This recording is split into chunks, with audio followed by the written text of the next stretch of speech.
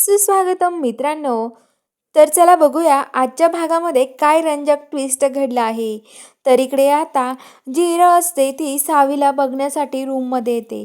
तिला असं वाटतं की सावी एवढी शांत का झोपू शकते आणि ती रूममध्ये आल्यावरती आता लगेच ती म्हणत असते की हे बघा तुम्हाला काय करायचे, अवंती नीता वहिनी काय चाललंय तुमचंवालं आणि काय होई सावी अशी का झोपली आहे. तर आता लगेच अवंती नीता म्हणतात अगं सावी इरा तुला काय करायचे झोपू दे ना तिला, तू कशाला झोप मोडायला आली आहे. तर इरा म्हणते मला काय करायचं हिचं झोप मोडून आणि मनातल्या मनात म्हणते की या दामिनी म्हणजे आत्याच्या औषधाचा काही हिच्यावर फरक पडला की नाही, म्हणजे हिला नक्कीच असर जाणवतोय काहीतरी होईल सावीला, असं इरा म्हणते आणि खुश होऊन तिथून निघून जाते. ती म्हणते की बरं होईल तेवढं तरी.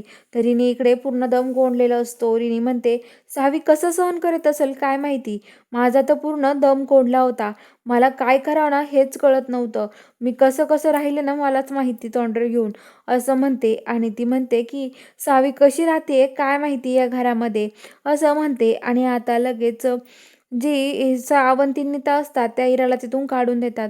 आणि आता रिनी बाहेर येते आणि बोलते की बरं झालं लवकर वहिनी तुम्ही काहीतरी प्लॅन सुचवला, नाहीतर आता सगळं सत्य सगळ्यांसमोर आलं असतं, असं म्हणत असतात. तर इकडे आता सावी ही पोलिसांचा लूक घेते आणि चौकशीसाठी येते.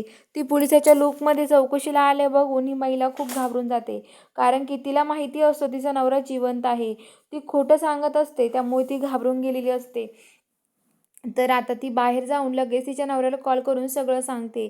आणि आता लगेच इकडं सावीकडे येते. सावी आता पोलिसांना फोन करायचं नाटक करते, म्हणते तुम्ही खरं सांगा, नाहीतर हे बघा मी आता आमच्या हवालदारांना फोन करून बोलवते. ती परागला फोन करते आणि म्हणते पराग ऐक ना.